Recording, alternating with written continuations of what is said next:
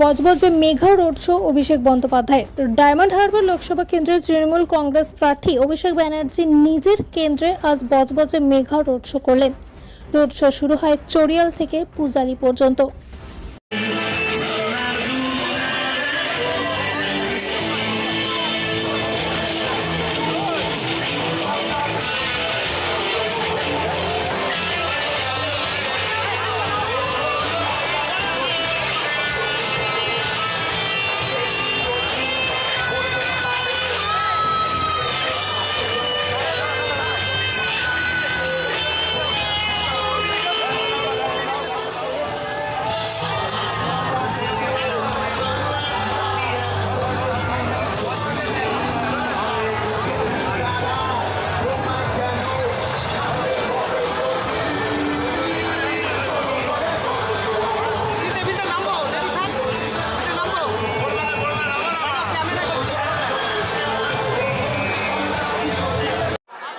আমার সে কারণে আজকে সভা শুরু করতে একটু দেরি হয়েছে, কেননা 8টা আসনে আজকে ভোট ছিল। ষষ্ঠম দফায় ভোট আর আগামী 1 তারিখ আমাদের ভোট।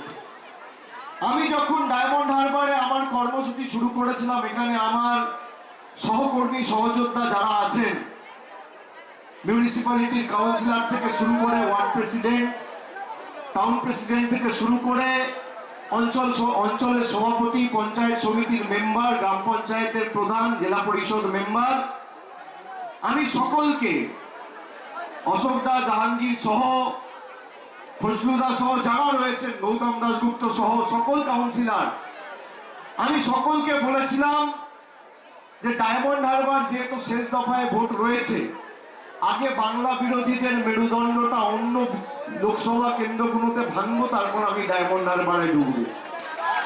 আমি আপনাদের বলছি, আমি আপনাদের থেকে অনুমতি নিয়ে গেছিলাম। প্রথম দফা, দ্বিতীয় দফা, তৃতীয় দফা, চতুর্থ দফা, পঞ্চম দফা, ষষ্ঠম দফায় ভোট হয়ে গেছে। এদের মাথা, ঘাড়, মেরুদণ্ড, মাজা, কোমর ভেঙে দিয়েছি।